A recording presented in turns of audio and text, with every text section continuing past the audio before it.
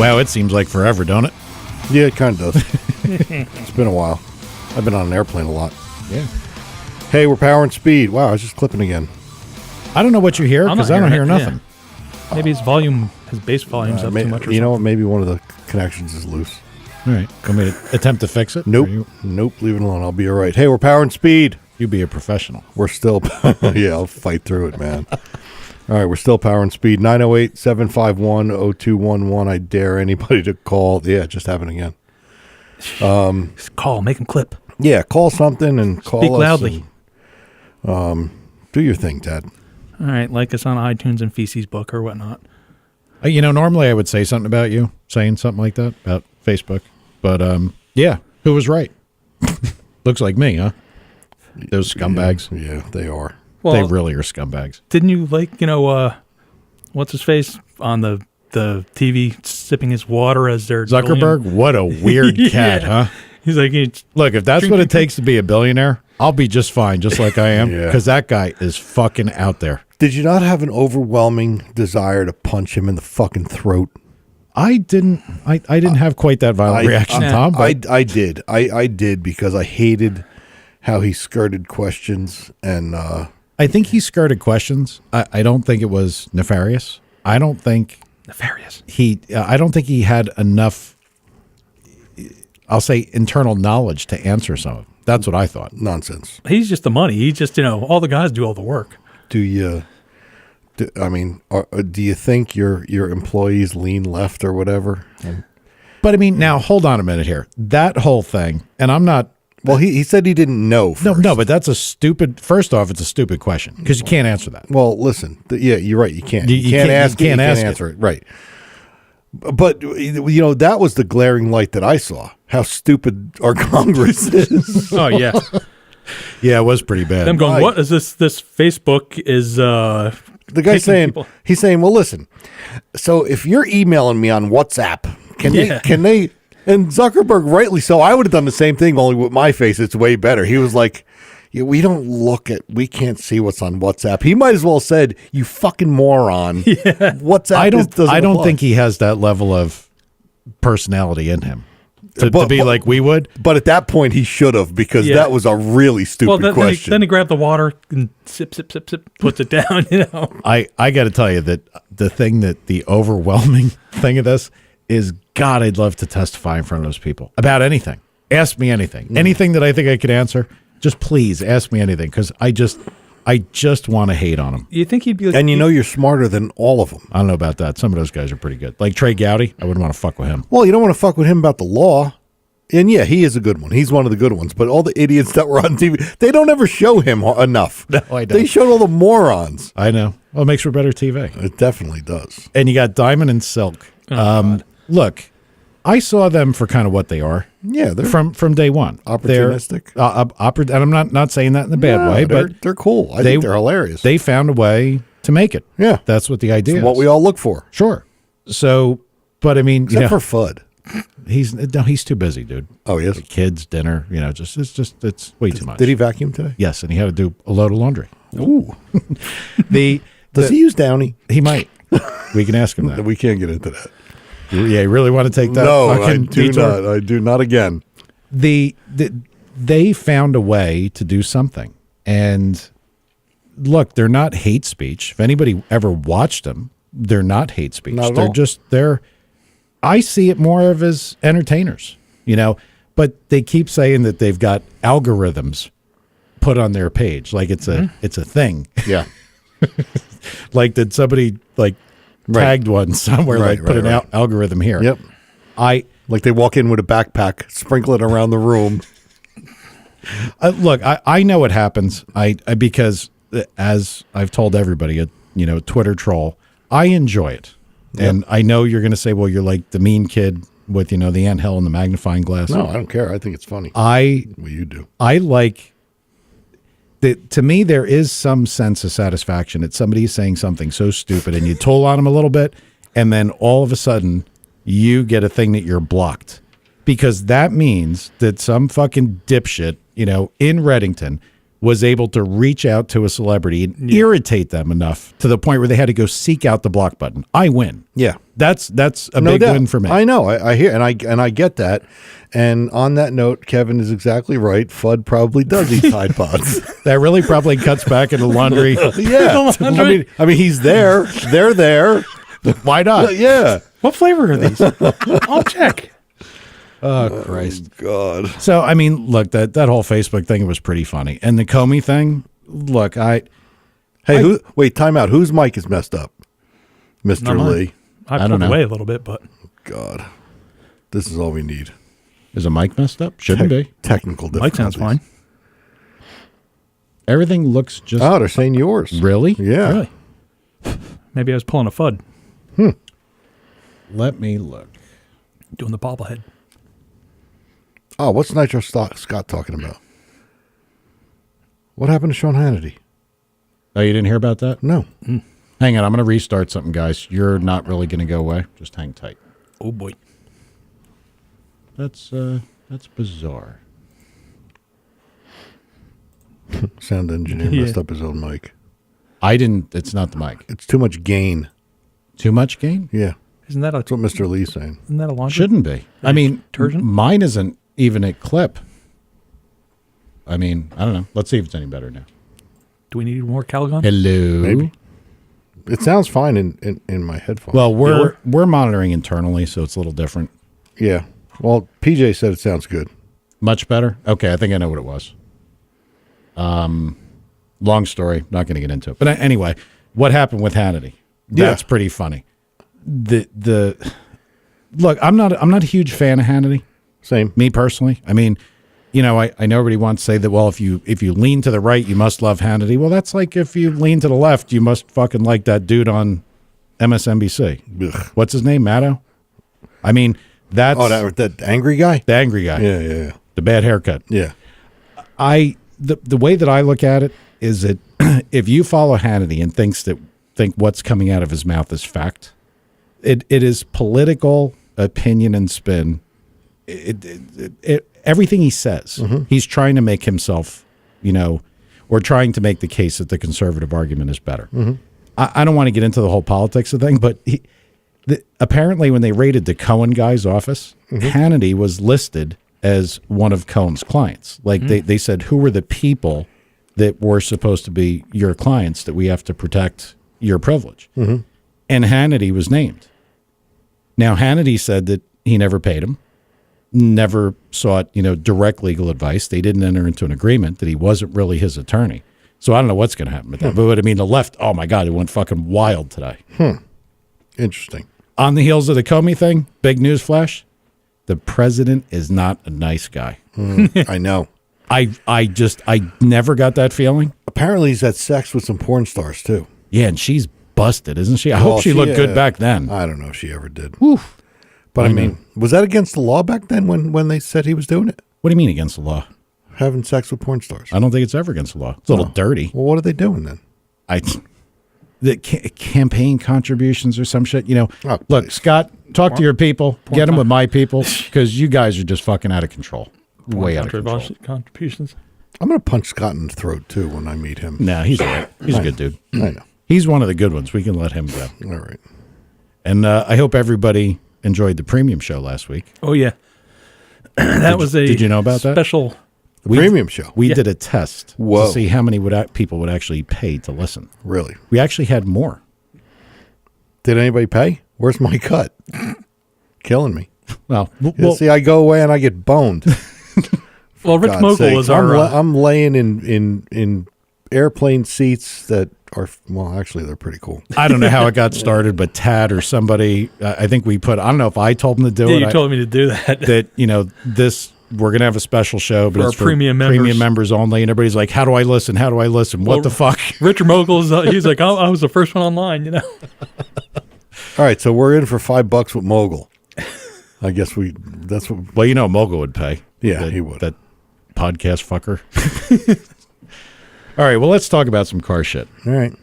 I have been, let's talk about your thing. You just got back. You were all over the place. I was.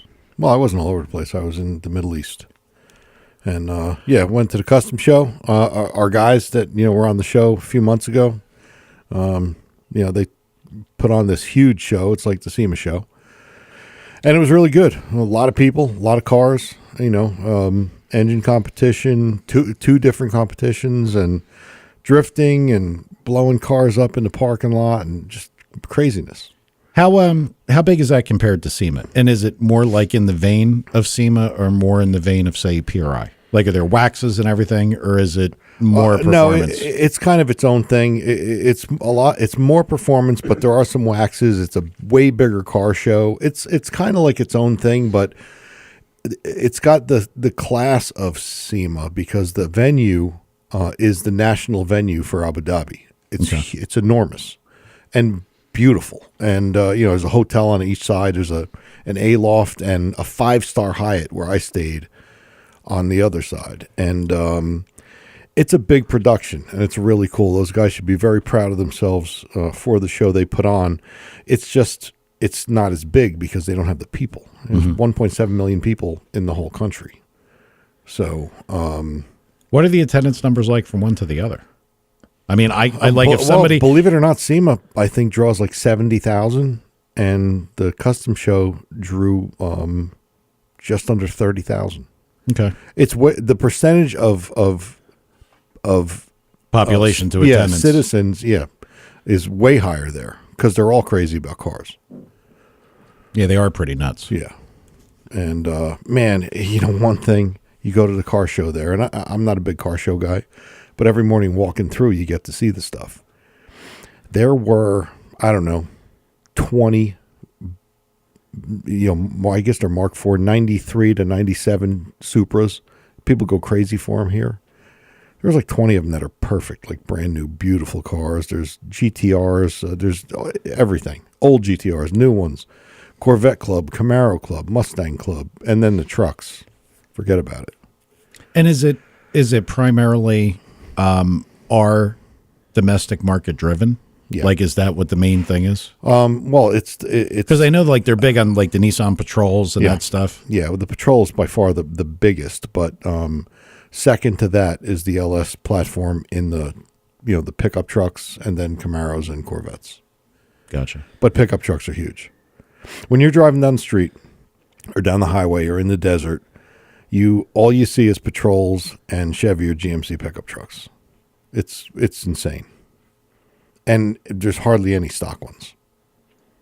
Like they all have turbos, blowers. Well, isn't that, whatever. I mean, to get like a Chevy pickup over there, it got to cost a fortune, doesn't it? I mean, it can't. No, they're not. Really? No.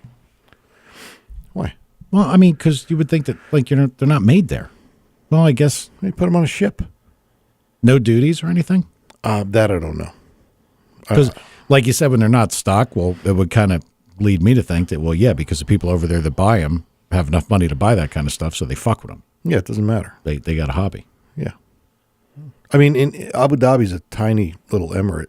Well, like most of them, they're all like states here, and they buy the most Bentleys in the world in Abu Dhabi. I mean, they have money. Yeah. And they spend it. I mean, they like having fun. It's really cool. It's a cool place, man. People are nice. The food. Ugh. Forget about the food. It's off the hook. Any kind of food you want, it's all fantastic. Can you get like the conventional burger? Because like when you like see these people, they talk about restaurants. You don't understand. Like if there was a meat and potatoes guy, yeah, it's you. That's me. Believe it or not, we ate one night at a restaurant on the 8th. It's called the 18th floor, and I got scallops. And it was one of the only bad meals I've ever had in that country since I've been going there. And it was obscenely overpriced. They came out with a plate with 4 little scallops on it, and that's all it was on it. And, a couple colors of, grass. Some other nonsense.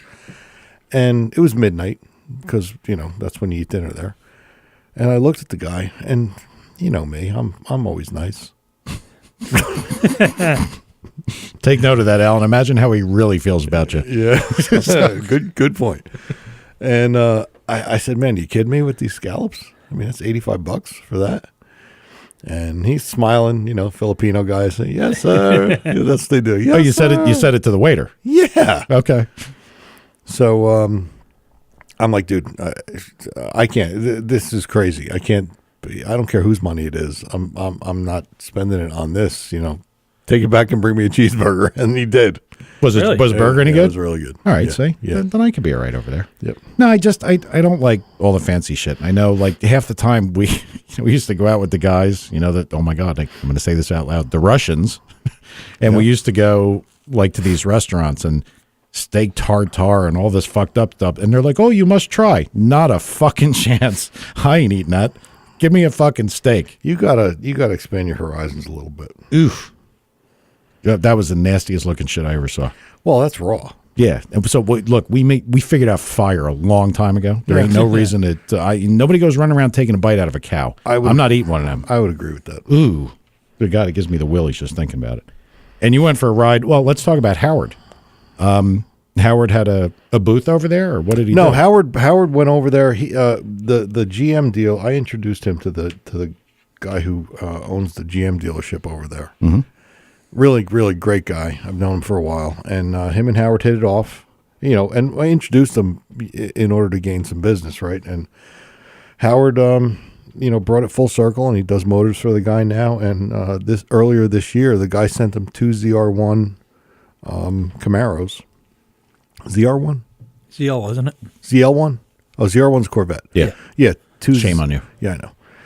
2 ZL1 Camaros, and Howard put his 1,000 horsepower package in them and sent them back over there. And they were on display along with a couple of his engines, and it was a cool deal. Well, wouldn't you think if the guy is the GM dealer over there, so did he have to buy the cars over there, send them here? And take them back? You could make a deal with GM. Hey, look.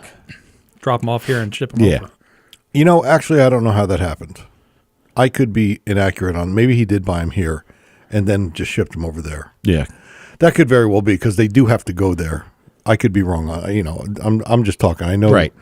But however they got to Howard, they ended up in. Well, I know Howard Dubai. was and he talked about it, like working on, doing more and more OEM integrated stuff. Yep. Which would be really good for him. So like the car was actually on display there? Yeah, Like, it was like in a SEMA booth or a PRI booth. It was there, and Howard was there, and 2 of his engines were there, and some other stuff that they did. Big booth, like I don't know, 50 by 20. Yeah, and from the cultural perspective, there's enough money spent there on expensive toys that it's a good market to be in. Yeah, For sure. yep. So that was good. It was cool to see that, with Redline on the engine, and he's proud of that, and he should be. They do really nice work. It looks like a factory car. Yeah. And it's 1,000 horse. That's the kind of shit that I like. I mean, granted, the engineers at GM have a lot more time and resources than we could ever do it. Sure. But there's no excuse for making something like I criticize Alan about it all the time because he always says and does dumb shit. But I wouldn't want to make a kid's car. No. You're taking a refined car. Yeah. It's like a guy gets a Camaro and he takes out the power steering and puts in a manual rack because he wants to be a drag. You're an idiot. Yeah, you are. You've got a beautifully refined car. Why wouldn't you try to keep it that way? Yep. At least that's and I think that from knowing and talking to Howard as much as I have, that's what he strives for. Yeah. Like he would be like the guys like they talked about the Duraburb guy, where the guy just changes stuff around and puts a GM motor in and all factory components, it was. And it looks right. That's exactly how it should all be done. And that's how it is. And I don't remember, kind of shame on me. I think they're pro-charged. Yeah, I think they are. And, I mean, the kit, no, they're not. They have some roots-looking blower on it. I don't know. I don't even know anymore. I was sleep-deprived. But whatever he did, it really looks factory. Looks really good. I'm sure he does. And they sound badass. You know what the package kit costs, or any idea? I don't. All right. Because I'm not a Camaro guy. Yeah. The new ones, they look like little Star Wars fighters. Unfortunately, you're right. Yeah. And I guess the one thing that I kind of stopped you from talking about earlier, because it sounds like a lot of fun, because it's obviously anybody that's into car stuff has to see these things and be like, that's the sickest fucking thing in the world. Well, so go ahead. Dude, I'll tell you, my buddy Saeed, one of the guys that was on the show a while back, took me out to the Monday after we drive around and just catch up, and we go to these Friday markets where you buy like a coconut and some corn, and you just eat nonsense, and it's pretty cool from farmers. Okay. It's neat. Mike's looking at me like I'm crazy, but Coconut and corn. Okay. Tad gets no. They cut you a coconut, you drink the stuff, and Ugh. whatever. You are so lost. But anyway, so then we went out to this customer of his and ours. It's on the way out to Oman, and he's got it's called a buckshot. Well, he's got a bunch of buggies, but one of them's called a buckshot. It's like a $250,000 buggy, 1,000 horse LS in it. And he took me out in the desert, the Badaya Desert, which is famous for hill climb races, and people go there to just see it. And, I'll tell you, I at first didn't want to do it. I was like, I don't know. Can I drive? Because when you're in the passenger seat of something like that, yeah, I was in a Baja car in California, and it's fucking petrifying because they're, driving around next to the edge of a cliff and all kind of shit. It's scary because you're not driving. See, like that kind of stuff, like everybody like talks about getting on a roller coaster. Oh my God, I don't know about this. Well, that doesn't bother me. Yeah, you're an idiot. They certainly know, with the exception of the one or two dipshits that we read about in the paper that reach out their hands and reach shit. out or stand up a little bit and get their head whacked off by the rail above them. For the most part, nobody gets hurt because this has all been figured out. They don't make it a terror ride. Yeah. Yeah, because if 1 out of 5 people that got on got killed, nobody would go. But when you're getting into something that somebody drives, right, especially if they feel like I need to show off, right, and that makes it worse. That kind of reminds me of with Mike in the that thing, a razor or he's out of his mind. Yeah. And he's like, watch this, and we go running, and we jump over the thing. I'm like, yeah, the jump's fine. It's the landing. If it goes a little crooked and we hit the house, or something. Yeah, it wouldn't be that bad. But you got to understand, Todd. Like, see, that is the roller coaster.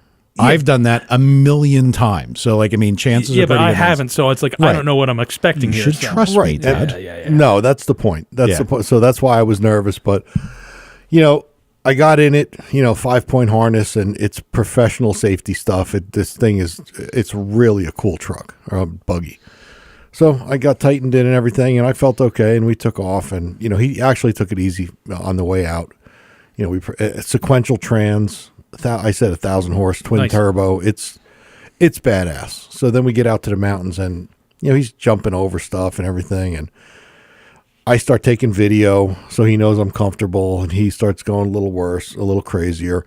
But in the mountains, I even said to him, I'm like, because it's windy and the dunes change every day. Mm-hmm. So you never know what's on the other side. Yeah, because you just said mountains, and I was like, there's mountains and desert? Yeah, but then I got you. Yeah, they're the big lumpy things. Yeah. But I mean, some of them, they're a couple 100 feet high. Like Glamis. And it's cool.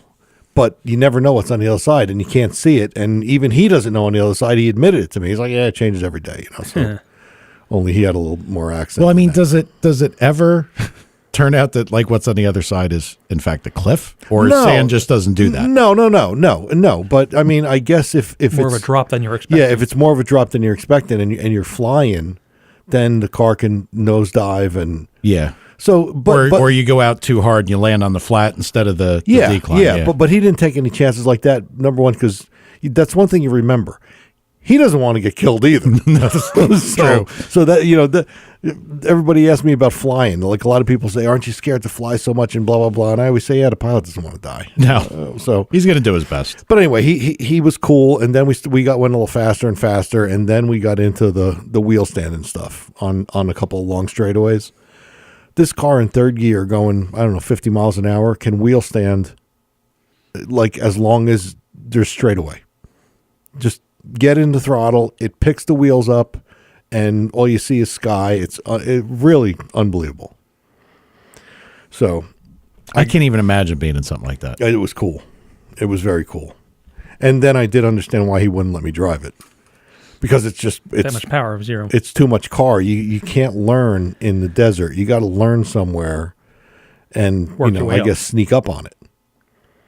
I would kind of think learning in the desert would be easier because there's kind of nothing to hit. I mean, aren't there some flat areas like where the No, not a lot. On the way out along the road and on the way back along this fire fence or something.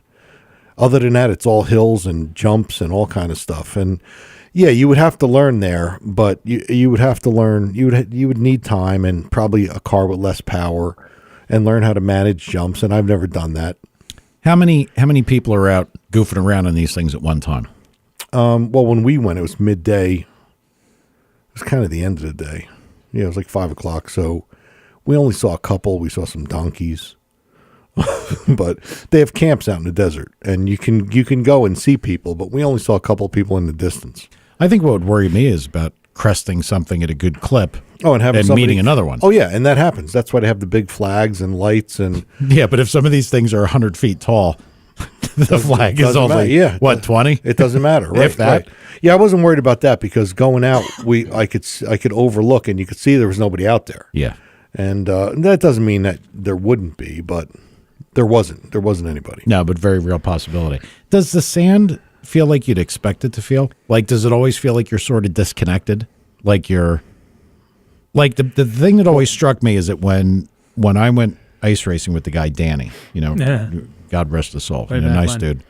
I remember we studded up the tires. We took a lot of time to put ice spikes in the tires, and they were basically screws that had like a ball mill put in the top and are sharpened. Yeah, and we're turning them so the slots are all one direction. It was a lot to do. Yep.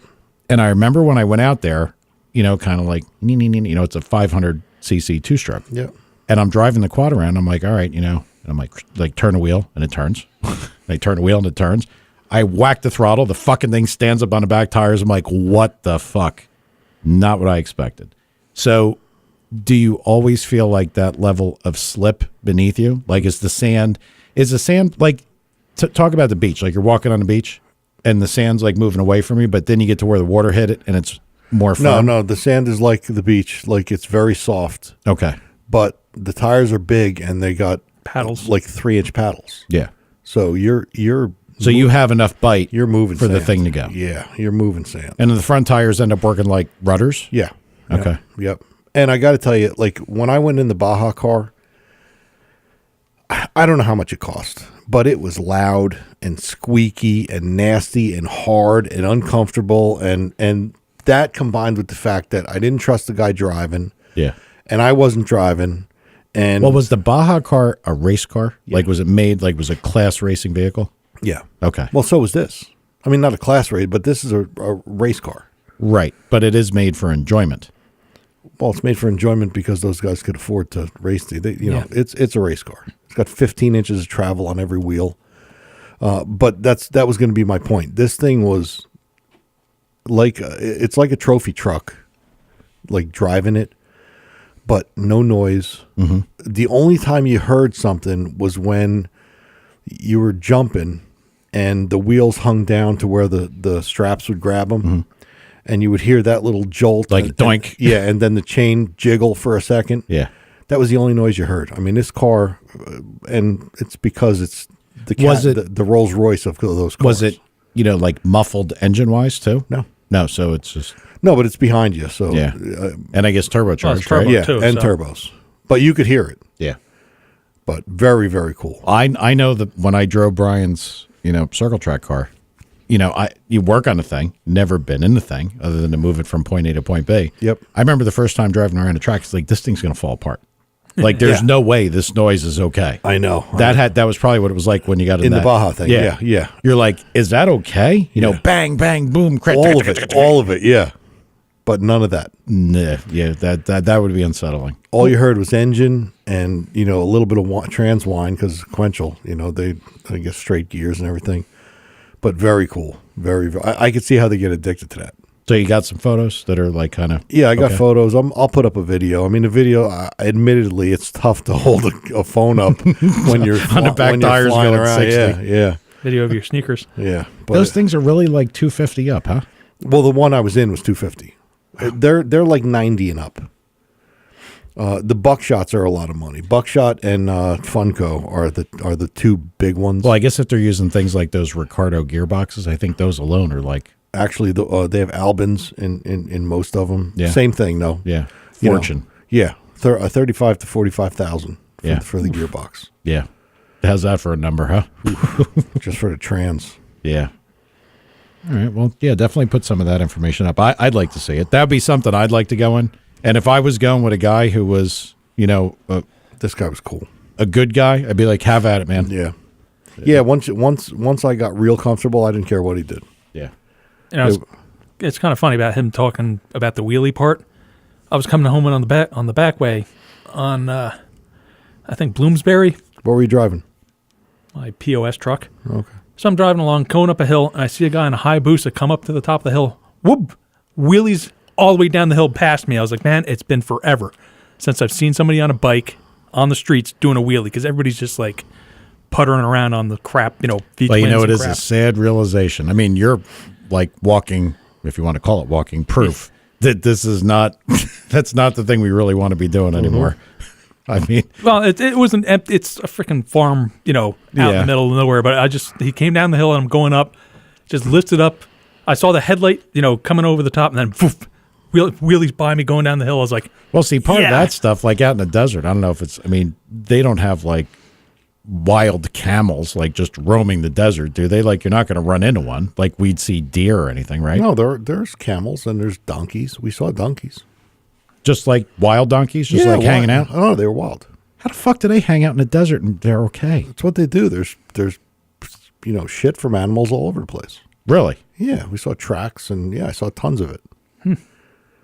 But I mean, Maybe I'm better off right here. I need no wild just with your sand deer donkey and coming coyotes. after me. the donkeys are about as big as deer here. They're small. They're really cool looking. okay. If you like. If you say so. Oh my god. So no, it was cool. It was really cool. A lot of fun. Well, I guess the only, interesting stuff that I have to talk about is I have actually picked up the TIG torch and I have been welding, Welding the material heard. that I've been feeding you. I heard. attempting to. It does take a little doing, and I would encourage anybody to try to learn it. I've been working, like Tad's been bringing me, stainless scrap that I worked on fusing. Yeah. And, doing the things that are, I started with really thin stuff because to me, if you can do the thin stuff and you get the principle down and you get the practice down, I would think if you move up, it would be like if you had to drive a car and cut the best light you could. If you were trying to cut your good lights in a car that went 7 O's and then you had to get in a street car, everything's so slow. Yeah. So I figured it's kind of like same thing with the welding. If you learn how to work well with a very thin gauge, stainless or steel or sheet metal, then everything else got to get easier. And it was challenging. And everybody says you started off in the worst possible thing. Like that's hard as hell to do. Well, it's stainless. Yeah. Yeah. Well, I don't know about The 304 or the yeah. I don't know. 409. I don't know if it was because it's stainless, but I think just being thin and the sheet, yeah. yeah, the act of actually fusing and not using a filler. And then, you get some bad information. Like the internet, well, we got to love it, full of fucking, You information. mean everything's not true? No, believe it or not, it's not. That's a problem. Like I had bought some rods and some stuff that I was told that I would need because I knew, about what I was going to do.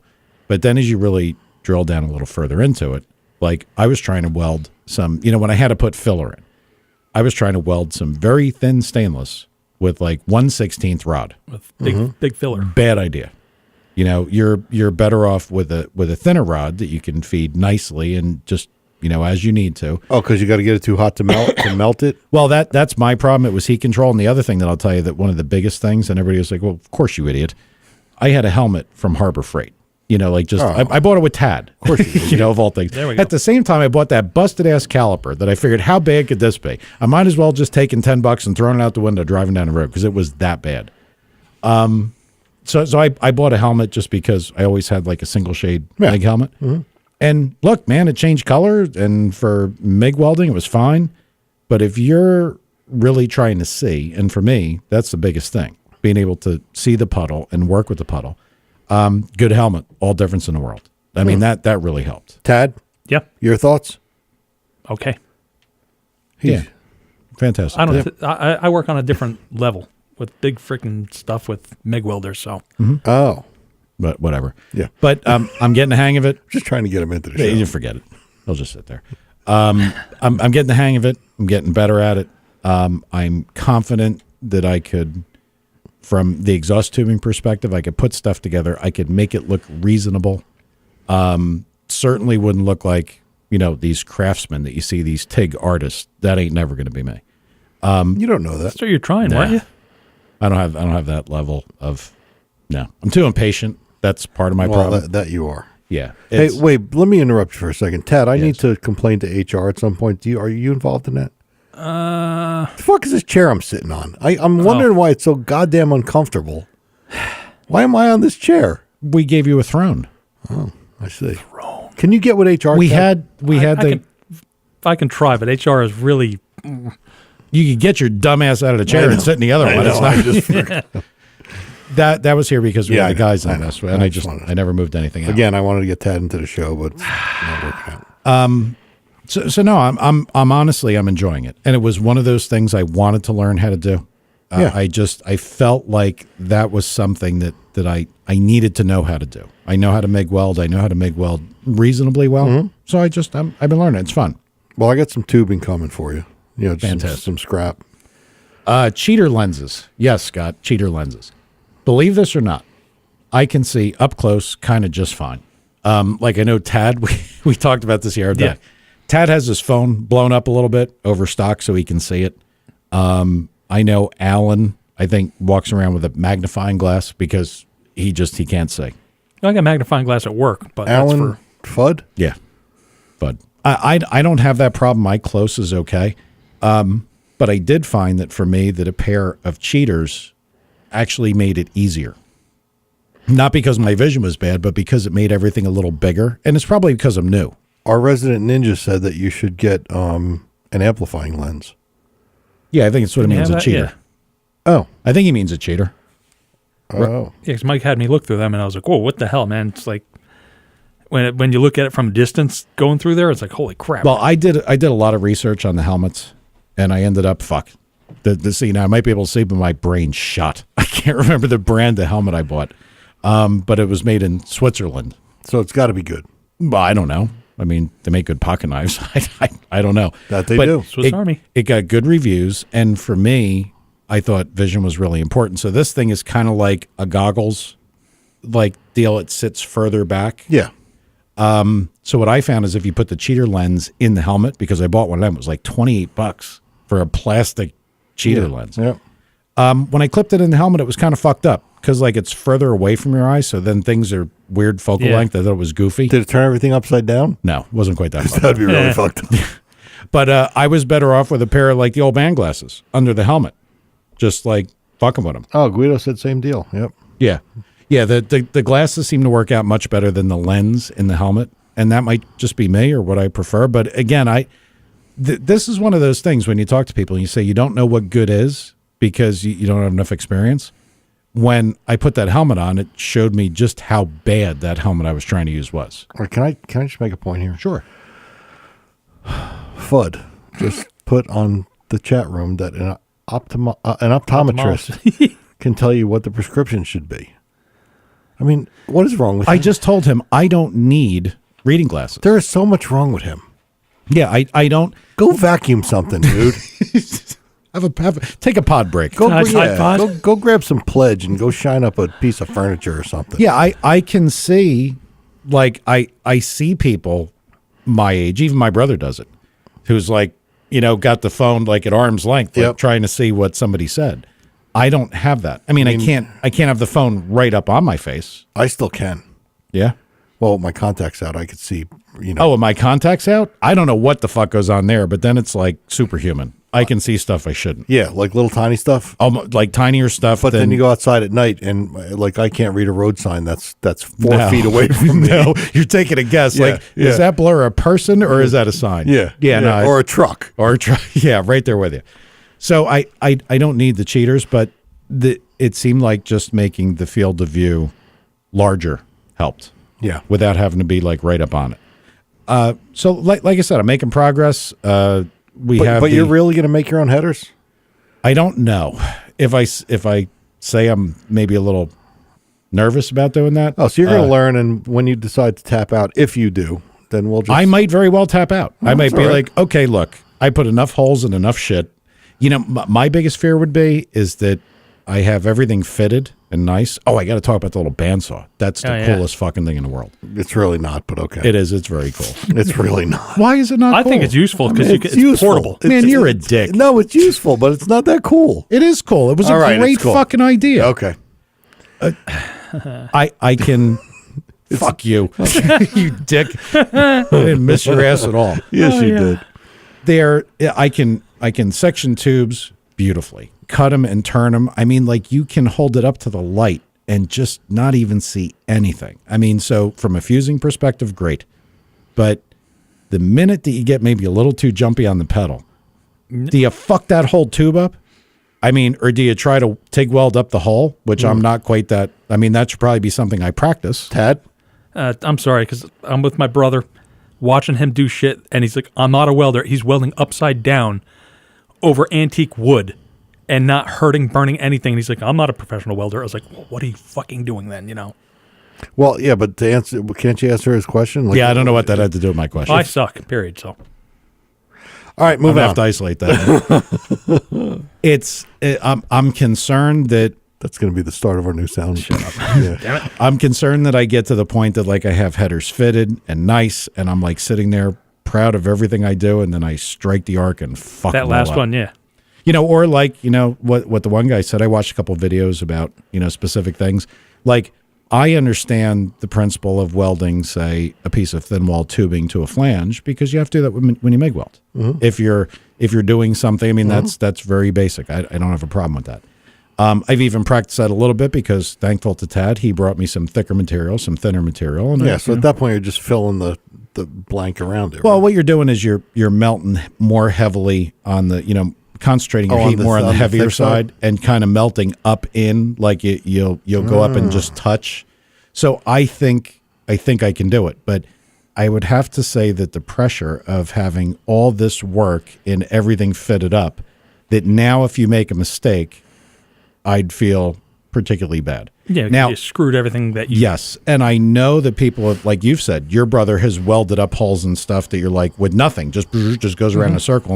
And I'm not that guy. Yeah. So I don't know. To answer your question, I don't know. Well, And I don't really want to buy a set of like the $150 headers and use them because they don't weigh anything. I have a set of them here. Yep. And that's scary. yeah, but why don't you think you'll get good enough if you practice? I guess, Impatient? well, yeah. Yeah, that does describe All right, it. well, then if they're real nice, tack them up and we'll have somebody weld them. Yeah, but My then I brother- kind of failed. Actually, you can have my brother weld them. I'm just, What are yeah, you your gonna do? brother could probably What are you going to do? it. Tack them up and throw them away? I don't know. Hanging from the ceiling? But I don't have any time. Like this is, and that's the other thing. Like Rich will even, I'm sure he'll say that you got to do it. You got to spend All right, time. one of your fanboys is asking about the friggin' bandsaw now, so I got overruled. Okay, listen, it's very cool because I guess it's. Well, I mean, fuck. I've talked about buying a dyno just because I don't worry. I want to buy the right thing for the job. Yep. If you need a good bandsaw, you buy a good bandsaw. Well, a good bandsaw is a very single-purpose item. I don't cut metal for a living. I don't do it every day. So I was really having a hard time justifying spending $1,000+ for a bandsaw. I didn't want to buy a piece of shit that somebody else wore out that now I had to fix. So I was like, man, there's got to be a way to do this. And I'm looking at converting wood bandsaws, and they've got something that's kind of Yeah. crappy, and it's just... They're too fast and all that crap. So I remember that, you know, when my brother was knocking a front end off race cars and people had to cut the tubes off and fix them, they had a portable bandsaw. Yep. Now, You better give some specs because people are asking what it is already. Where'd you get it? I'm getting to it, people. Really? They're so Supposed to impatient. keep you engaged. Really? From what I read. Yeah, we're trying to use up time here. Yeah. This isn't the premium episode And I'm looking either, and I'm so- like, whew, only 15 minutes. No, So what color is this bandsaw? it happens to be red. Okay. Because the one And that I gray. bought is a Milwaukee. Okay. But, you know, the portable bandsaws, they're pretty powerful. They're not- They're pretty good. I've used the Milwaukee. It's a staple we have at our shop. So now a lot of people that would do general work like me, you know, anything around your house, you'd say you had a sewer pipe break or Yeah. whatever, and you had to cut it, a bandsaw would be fucking ideal. Yeah. So it was a tool that you could use as the tool was intended. Yep. Well, now in comes this little company, and I say little, and I don't mean any disrespect, but it's a company, it's Swag. And I think it's like Swag Off-Road or Swag Products. If you type in Swag 4.0. They make a table that this bandsaw bolts to. It's got like a portion in the back that clips into like the housing that holds it. Yep. You extend what would be the cutting surface, like what you would put up against your workpiece, your stop. Yep. And then they've got a simple wing nut type, a knob with a big washer, and it holds it down, and then a jack screw in the back to get it all straight. And I got to tell you, the thing cuts fantastically well. I did 3 or 4 test cuts, because everybody that's a car guy does this. They get all together. I got to cut something. Yeah, anything. So I grabbed some old fucking U-bends. I'm like, and I mean, the cuts are actually really nice if you take your time. Look how happy he looks, Ted. Because here's That the never thing. happens. It's just a bandsaw. Instead of spending $1,500 or $1,000, or if a guy wanted to, take the sloppy mechanic route and make shit in his garage. Yep. For a bandsaw that you could use, kind of throw that price out of the way, because it's a tool you could use for a lot of stuff. Multi-use for anything. This thing's $149 and holds the bandsaw perfect. It sounds like a winner. It is. It's a real winner. So I endorse that product. I was quite happy with it. I think you should look at it. Well, where did you get it? Swag. Tad looked that up. I'm sure the internets have already gotten you. The internet's. Well, that's the other thing. If you look at that little bandsaw thing that they make, Swag Off-Road, that's what it is. He seems to be a Jeep guy. Like, he might make parts for Jeeps. Oh, yeah. He's got some shit like made out of ammo boxes and everything, so he might be a little on the spectrum there. Well, yeah, they cut a lot of shit. Yeah, that makes sense. Yeah, but the thing was really nice. They make 3 different versions of it to fit 3 different bandsaws. And look, just so we're clear with the guys here, nobody's paying me to say this. They didn't give it to me. I'm not reviewing a product. Yeah. I mean, the thing's good. I mean, if you get something and it's good, a lot of times you buy shit and it's crap. But for me, for my projects and the things that I want to do, it's a perfect deal. Swag Off-Road, baby. Yep. And by the way, Bonsai Toyota says that you should buy blades from sawblade.com. Sawblade.com? That's where we get ours It from. makes a lot of sense. Is that a plug? I guess. Get royalties? Whoever landed that, URL. Yeah. I got my saw blades from Amazon.com because he could have been here in one day, and I'm a very impatient person when it comes to a new Who's this toy. Amazon that you speak of? I've never heard of it. Yeah, well, the saw blades could be dog shit. I have no idea, but I needed like the saw. You buy that bandsaw, it doesn't come with a blade. It doesn't. What a scam that is. I know. Like, So you get the thing and you had it for a whole day and you couldn't cut Yes. anything? I figured Wow. it came. It's a I metal would've bandsaw, lost right? my mind. I figured it came with a blade. I'm kind No, of shocked on that one. I thought they came with a lot of with like a pack of blades. came with a case, but no blade. Damn. I think you got humped. No, they really don't come with a Really? blade. And if I had read the description a little further, it says ships without Blade not blade. included. Oh, really? It says it right on it. Yeah. So yeah, it was me. You dumbass. But that was good. The welder seems to perform. I don't know good from bad, but from everything that I've read and everything I've had to do, the Everlast welder, it's a cheapie. It ain't a Miller. But from everything I read, Tad listens to the welding tips and tricks podcast. They think they're okay. I think the inverter welders have gotten so good it doesn't matter. So far, the little swag piece for the bandsaw, fantastic. The TIG welder seems fine to me. Yeah. I'm getting there. Good. I'd be a fabricator. Fudd said he's glad he's buying headers. Yeah, well, And Rich Mogul. By the time he buys them, you'll be on your third set. How would he ever have time to make headers? He's got to make dinner I and know. the laundry and change a vacuum bag. yeah. I mean, it's just don't know. hectic. And summer's coming. He'll Oh my God! mow the lawn, Smoke the beef. clean the kiddie pool. Forget about The it. hillbilly pool. Yeah. All right, Todd. Is the gym set? done Finish yet? the gyms. That's never going to get old. No, it's not. It's not. So We got to. Sorry, go ahead. go ahead. No, I'm happy we're having fun and something to talk about. I know. Somebody posted, but I noticed it. I guess Rich Mogul asked a question, and you and I talked about this before the show. Somebody put on some kind of new magic piston coating. A ceramic, a thermal barrier deal, and I honestly, I go ahead. I'll just give you the backdrop. They show somebody with an acetylene torch on a piston crown, and it burns a hole in it. Big surprise. And then they put this magic pixie dust on it, and it protects it very well for quite a long time. But I think it actually does. Rich, you could correct me if I'm wrong. I think it does put a hole in it eventually, a little hole. Yeah, divot in it or whatever. Yeah, something like that. So he immediately said, Tom, we got to talk about that on the show, benefits of thermal barrier, whatever. So here's the thing. And this is, my opinion, and I think our opinion, pistons are, I've said this before on the show, pistons are designed certain shapes to grow into the cylinder. And unless you can do the engineering to, utilize whatever the thermal barrier is going to do to affect that, I think putting a thermal barrier on somewhat does a disservice to the piston. And secondly, if you got a problem like that requires a coating that's protecting the piston like that, You got a bigger problem you got a than needing to bigger coat it, problem don't you? somewhere. Yeah. I mean, Yeah. you've already, sawed off a valve or something. But, it's cool to watch, and it's definitely good coating for something. Well, I wasn't even going to go the direction that you went with, but that makes complete sense, knowing that piston, I guess, cam and barrel, Yeah. what they call it, Yep. is based around the construction of the piston, how it would grow. Yeah. So if you alter that heat input, Right. got to change it, don't you? Yeah, and you're talking about tenths anyway.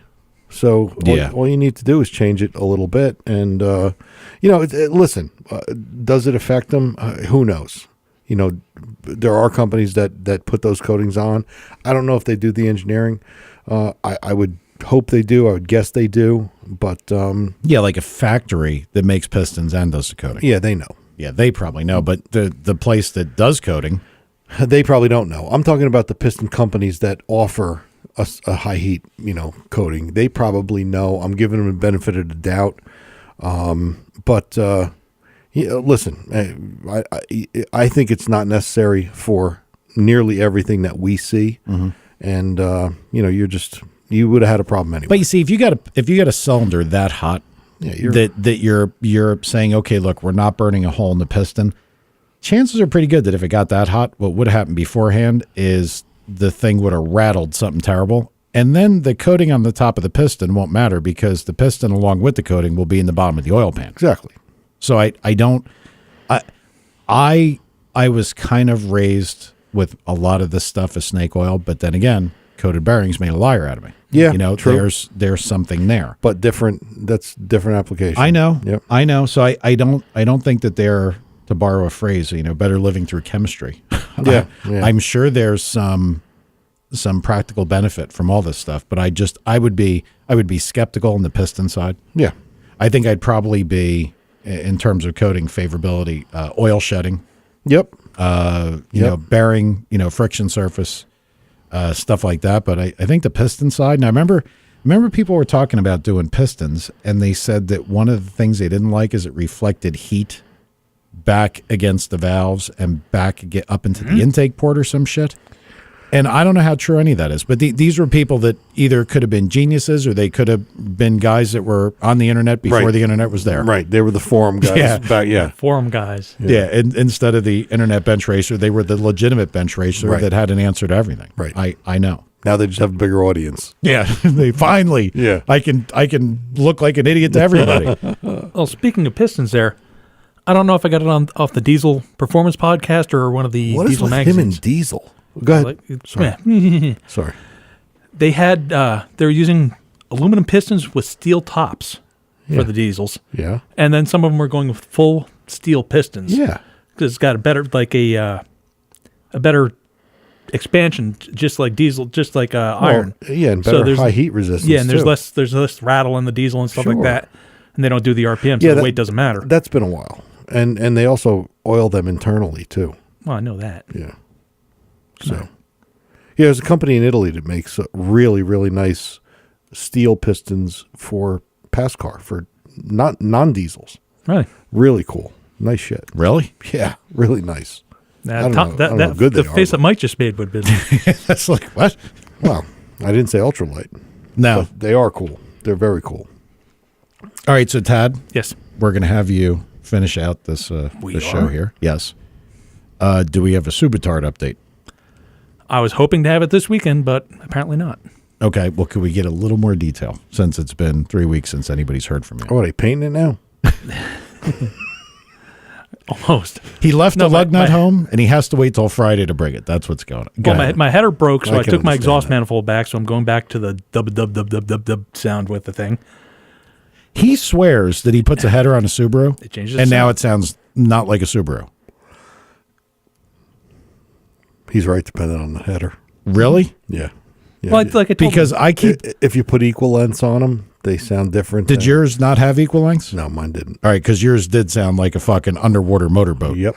I was trying to explain to him, like a Volkswagen Beetle, what they sound like way back when, if you put a header with a stinger on it, it sounds like a motorcycle going up the road. I don't know what a stinger is, but I'll take your word for it. All right. Well, I can tell you this, that I've heard your car run, and I don't know that you had the right header to make it not sound like a Subaru, because it it wasn't sounded like a Subaru. It wasn't an equal length. Okay. And I'm not putting my equal length back on because you can't put a external wastegate on it Okay. So, Why? because there are two separate pipes coming up to the very joint at the turbo. why couldn't you put an interconnector in? Yeah. With two little bellows. Not enough room under there. Okay. Why can't you just? Never mind. You're going. Yeah. No, I just Turn off, dude. I Turn did. off. I did. Steer off retard highway. So they're gonna put the manifold on. Yeah, manifold back on. And I do believe that should be the last thing. And then I got to get the base just tuned so I can drive it, break it in, What about the and get on the smell? dyno. I don't know because I didn't notice it. Oh, okay. I was down there one day and they said the inside of the car smells like wet dog. What do you want? It's been Well, that was sitting Tad. for frickin' Well, that's sitting out I think that's what they meant. Pond's better for Pond you. be good for him. under a pine tree for the last 3 years or whatever. So Oh, well, it's giving a pine tree a bad name. Anyway, All right. So you are really. I want the damn really thing because close. this truck is on its last legs. I know, and it's amazing that it took for you to be, you know, to having not have a vehicle. to not have a vehicle, to be all of a sudden be like, you know, well, gee, I have a car that could be done at some point, that could be fun. But at least it's going, so you're close. Now, what are they going to do? They're going to put a tune in it, and you're going to drive it. Yeah, they're just going to put to scale the injectors so I can drive it, and then going to go in and have Kevin do the big tune on it. Tom, comment. Oh, they're going to put a air quotes break-in map in it. Yes. Yeah. What is that about? They, I mean, am I they put an RPM limit in it. They put a boost limit in it. Okay. Because the motor needs to be broken in. Oh, You know, I think the rods get harder and the, the pistons get stronger. Tad was just saying There he we loves go. a hard rod. I mean, it just I did hear that. You know. Didn't want to comment. I want to change to the steel pistons next. no, but I mean, is that something that's worth doing for Subarus in particular? Is there something that I think they do it because I could almost see some air cooled stuff maybe having some issues, some strangeness. I don't think any of it has an issue. I think what they do is they get sick of Tad and people like him because it's very common in the Subaru community. And they put a base map in it that you can't fuck anything up, and they make you drive around for like 1,000 miles. So at 8 miles an hour, you're gone for a few months. Yeah. And then you come back, their fun meter isn't pegged anymore with you, and they tune your car, they take more money from you, and then you leave for good. Okay. I think, does that sound right?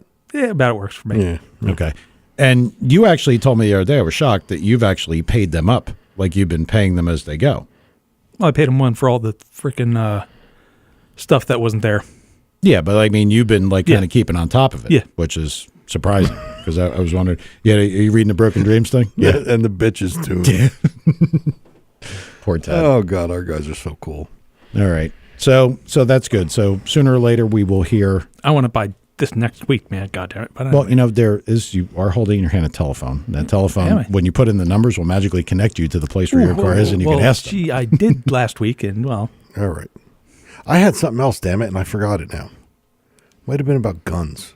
in the desert I don't. No, not there. on a horse with no name. That was all food and cars. Was it about our governor trying to take stuff or no? No. Did we talk about Comey? Briefly.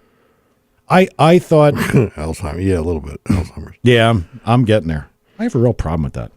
Forgetting shit. Yeah. Jeez. Not to the point where I'm worried about it, but I think about the last man standing thing where the one guy goes, I'm not even going to think about how often that happens, and then I'll forget about it. We didn't really talk about it much, and I know half of our guys don't want to hear about politics, but it bothers me, and I think it's worth talking about a little bit. And you know what? If you don't want to listen, then fucking beat it, and we'll see you next week. I thought he was very credible. He was very well spoken. He doesn't like the fact that the president, in his estimation, doesn't have the morals to be the president. I don't think morals was on the test. Nope. To get in to be the president. Nope. I don't know how you define somebody's morals. He reminds me as a scumbag guy that would bang whatever was hot that he could get his hands on. I mean, look who he's married to. I mean, not for nothing. I'm not picking on her. She's beautiful. Mm-hmm. But I mean, do you think he pulled that down because he's so handsome and debonair? No. He pulled it down because he's got a lot of cash.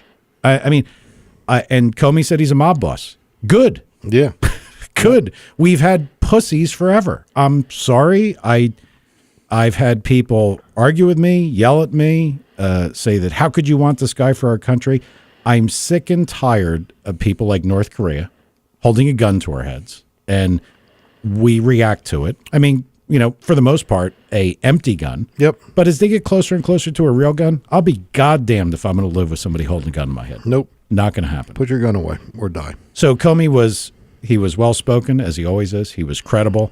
But by the same token, when you look at all the quotes and stuff that came from his book, if you were trying to make a valid, serious set of points about the guy, why do you talk about his hands? Why do you talk about he's orange? Why do you say he's got white circles under his eyes from the tanning goggles? He diminished some of what he had. So that's my opinion on Comey. I thought he was good on the interview, though, but he always is. He's a well-spoken, folksy kind of guy. Yep. All right, just to answer a couple questions real quick. No, Rich Mogul, NASCAR does not have a break-in tune rule. That's a great point. Rich Guido's asking about the engine competition in Abu Dhabi. I'll tell you that the Emirates team won. There's a lot of drama involved in it, and it's not something that I want to talk about right now. But K-Tech did they did a great job, and we'll get into that at some point. They made the most power, but whatever. We'll get into it when we can. It's kind of like a fart that you got to leave right there. Yep, kind of. And say, oops. What else do we have? SPD? No, I guess that's it. No more questions. Nope, nobody else? No other peanut galleries? Rich doesn't have a question about any kind of coating for, I don't know, fuel tanks or whatever? No. All right. No, his actually Rich Mogul's question was a good one. No, it was a good one. I mean, he agrees. Yeah. He just thought it'd be a cool No, subject. and I don't think from what you told me, he wasn't saying, well, you have to have this to make your motor last. No, he thought it'd be a cool subject, and he's right. I mean, they look to help a lot, because God knows we need help. Yeah. He figured it would kill 10 minutes, and it did. Well, I mean, look, I want to be really clear about this. I would like to get some of the people, I'd like to do like a fabrication thing, because now that's what I'm into, trying to learn about stuff. Now, who's fucking coatings for playground equipment? Yeah. It's got to get finished first before it gets coated. Oh. Imagine taking it apart and sending it out for coating, losing all the bolts. Shellac? Oh, yeah. Jesus. I'd like to have a fabrication show, like maybe get this people that did the swag stuff to come on. They have all kinds of little bead rollers and little you were saying that was a good idea. Yeah, and the guy, I bought a welding table. I don't think I talked about this because I don't think we've been on since I bought the welding table, because I have no table to weld on. I now have a big giant hunk of steel that is resided in the parts washer from the old shop that the blocks used to sit on. I mean, that fucker's heavy. It's got to be like, what is that, Tad? That's probably half-inch thick stuff, right? I haven't seen it forever. But yeah, but it's like moving it around. It's probably 2.5 feet by 3.5 feet, like half-inch thick steel. So I have that on a nice little bench that I can practice on. But for doing some of this stuff and holding stuff and everything, I wanted a welding table. So I bought a table from a company, Certiflat. Or at least that's the website, or weldtables.com or whatever. It looks like a pretty nice deal. It was pretty inexpensive. There's a discount code called STEEL20, and it gives you 20% off. So the whole thing, it's a 3x4 table with legs and casters delivered. You got to put it together with a welder, ironically. Training. I think delivered to my house, it was like $500 and something bucks. I couldn't find anything that cheap, like locally or looking at conventional sources, and it looks like it's a nice piece. So I'll let people know, but it's got a bunch of holes in it. Like I don't know, for fixturing. Yeah, it's the same with the one I got, but I don't have any of the pins to go on that. Yeah, it's just a table. It's a nice thing. And, you know, I mean, I want to have him on, and we even talked about it briefly, but I don't want to have him on before I have the thing. Right, before you have your own. Yeah. So it should have been here last week. It looks like it will be here maybe the tail end of this week. They're in Minnesota, and apparently they got snow, so that kind of fucks some shit up too. Come on, it's been so hot. I know. So I mean, yeah, I'd like to do some fabrication stuff. I don't know who you've got on tap, Tom, if anyone. I do, but I mean, you know, I haven't looked at the list. I don't even remember. We were talking about a tire guy. I'd like to have a tire guy because I think there's a fair amount there. Yep. Let me just touch on one thing real quick. Mr. Lee's he's got an R33 GTR. He was asking about fuel line size for 500 horsepower. And I asked him what kind of car, and he said that shouldn't matter. Well, it kind of does matter, dude, because I know certain cars, and I know, you know, what they do in stock fashion. Not all of them, but a lot of them. But I know an R33 GTR, like 500 wheel is not an issue with that car, with everything that it has, if it's all stock. So anyway, that's the best I got. But, you know, somebody's saying number 8 feed, number 6 return. That's plenty fine too for 500 wheel. Is R33 a right-hand drive or? Probably, although in straight six or in the Emirates, yeah, they're RB26. Yeah. Or 25. It depends which one. But they're all left-hand drive in the Emirates. I guess they switch them all. It's really cool. I think they could, because the turbos are in the. Yeah, he's saying it's right-hand drive. Right. So yeah, that power's fine. You could do that stock. Sorry, Mike. No, it's all right. I mean, well, I was just thinking about the fabrication stuff, and I was reading the chat room because I don't normally look at it. And Nitro Scott was good enough to point out, and I knew this. I don't know why I forgot it. He builds cars. That's what he does. So, I mean, he might even be a guy to have come on. And there were a couple of people saying that the Certiflat stuff is either nice or looks nice. You know, look, the reason that I tell people the stuff I do is because I think everybody that's involved with the car industry has bought shit that they've been like, wow, that really sucked, you know, or it really wasn't what I was hoping for. You just, you know, you're disappointed. Stupid shit like the bandsaw. It's nice when you find something that's inexpensive that does what you like to do. And, you know, you brought it up to me today. Oh, you said, you know, you're doing the TIG welding stuff. You got to get this little thing. Yep. And it was from Eastwood. Yep. The tungsten sharpener. Right. Now, look, I'm sure a guy like Scott or maybe Rich would be like, you're an idiot. You know, use a bench grinder. I ain't got one. I don't need a bench grinder for anything anymore ever. Right. I haven't. Matter of fact, I do have one. It's sitting on the floor in the house garage. I know exactly where it's sitting. It's an expensive Baldor one. But you need to get a diamond wheel. You need to get this. You need to get this. Or if you're trying to do it right, much fucking work. This thing from Eastwood was like $90, or I think I got it for $79 when it was a pre-order. Yep. And I don't know good from bad yet, but I can tell you that to put a rounds, you know, a concentric point on a tungsten, it's fast, it's easy, and it's not a bench grinder that I have to dedicate to doing it. So that's another thing that I could say worked well. Somebody like Rich Guido or somebody could tell you if it's any good, but yeah, that worked too. Well, I like the idea of a show like that. And yeah, we could have Nitro Scott on until he starts talking about politics, then we'll... Nah, I know I like tooling on, but he's not that guy. I know. I use a bench grinder because I'm too cheap to buy the Eastwood. Right, but I didn't have anything, Scott. I mean, I had that, but I would have to buy wheel and everything else. This thing, it's basically a Dremel with a little attachment put on the end. It probably Tad. I bet you could have made this attachment for a Dremel in like 3.5 minutes.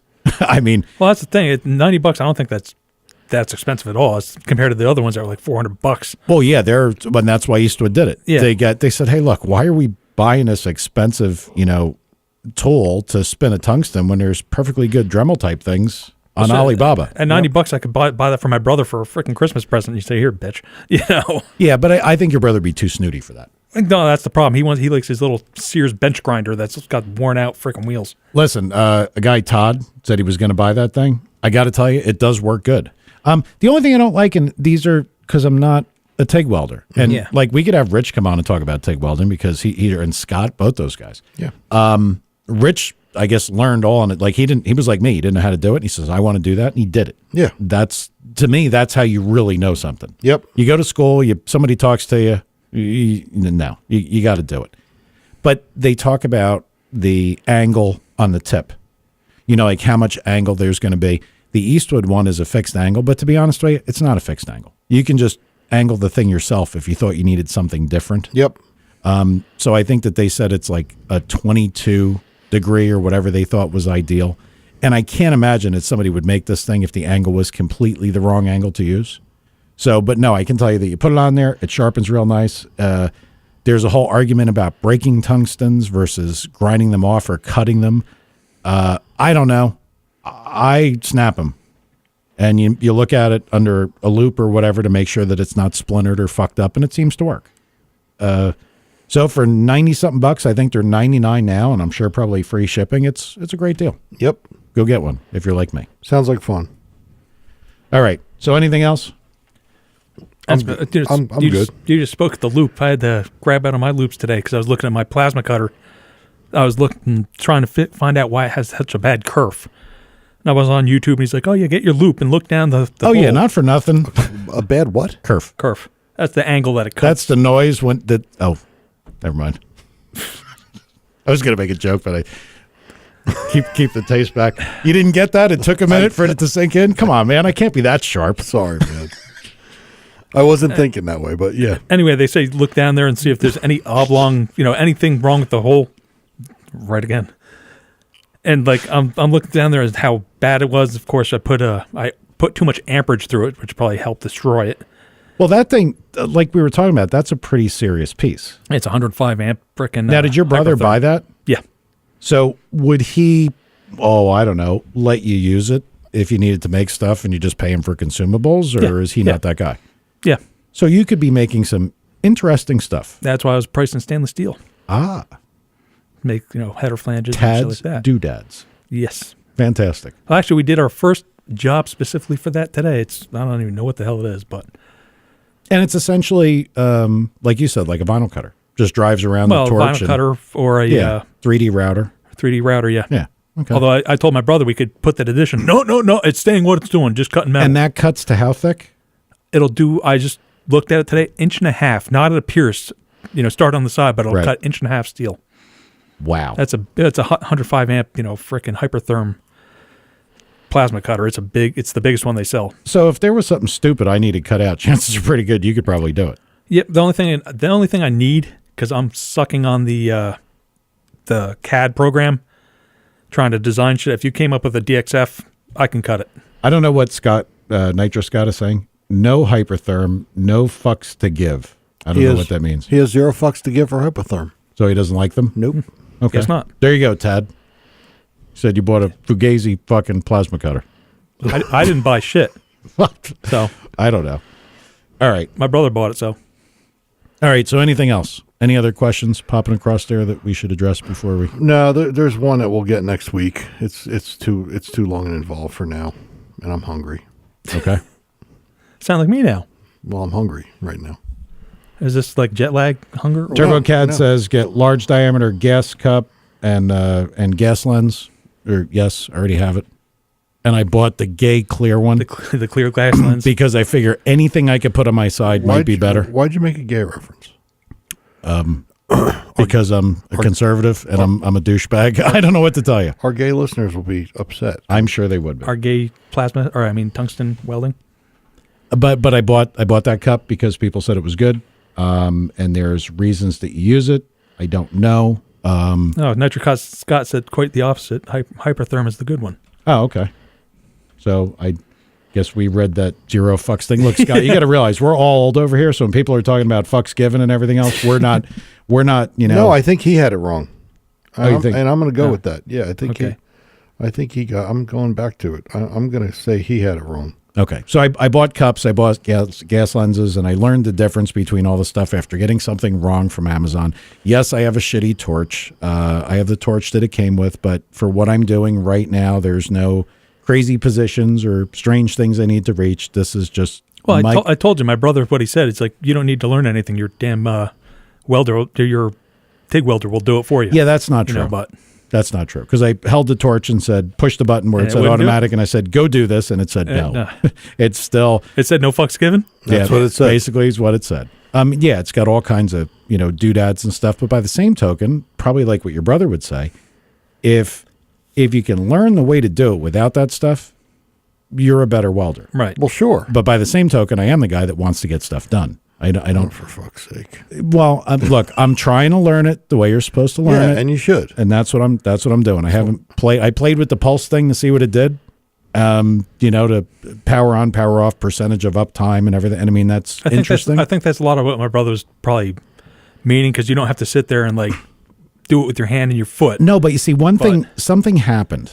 I think the best way to explain this is something just all of a sudden happens, like maybe, that aha moment that you get it. So when I was welding, I somehow or another, all of a sudden my brain made the connection to how the puddle looked versus where my foot is on the gas pedal. So I no longer had to think about. Well, yeah, that I'm makes perfect lead-footed, sense. Yeah, it like at first I'm like, hot, cold, and like you're like the lady driving 2-footed in a supermarket parking lot and you keep running into her. Right. Yeah. Then all of a sudden that went away. It's like your clutch foot. Yeah, exactly. Yeah. So that went away and that made that part better. So I think that like part of what the TIG welders will do, like that cycle and the pulse and everything, it's like maybe if you're trying to do a really nice timed, beautiful weld, I'll get there. But right now, I think I'm doing okay on my own. I'll give Tad a couple of pictures he can put up of stuff that where I started with the various holes. And he won't, unless it's a picture of a fucking pizza. I'll put it next to it. Pizza. There you go. That's what you're gonna have to do. There's pieces with holes and all kinds of stuff. And somebody said I must be doing something wrong because honest to God, I've only stuck the tungsten like twice, and I've been welding for like I probably got 4 hours in total. So maybe that means I'm always too high up. I don't know. If shit's sticking together, you must be doing it. No. Well, they say stick. That means that you touch the tungsten. Yeah. There have been more than one time that I've fucking had like a muscle spasm and jammed the fucking filler rod into the tungsten. That's always encouraging. But no, it's fun. But we'll have Scott on. We'll talk about some of the back purged. Yeah, that's a whole nother thing. Yep. There's more things coming in preparation for this. Mm-hmm. It's getting sugary. Yeah, I have sugar. It's another thing I learned. Another TIG term. The welding talk, Tom. You might not understand. I am so over the welding talk right now. Well, it's what holds the world together. It is. That's true. Or headers, at least. Or headers. 304. All right. And, My vote is to cue the music. Okay, we can do that. I can just push the button over here. Wow, just like that. Just like that. Magic. Hey, we'll be back next week, guys. Yeah, we will. We'll get a guest. Premium I'll get somebody. episode or Premium? No, we're not ready for premium yet. Soon. All right. Well, good to be back, guys, and we'll see you next week. Yep. See ya.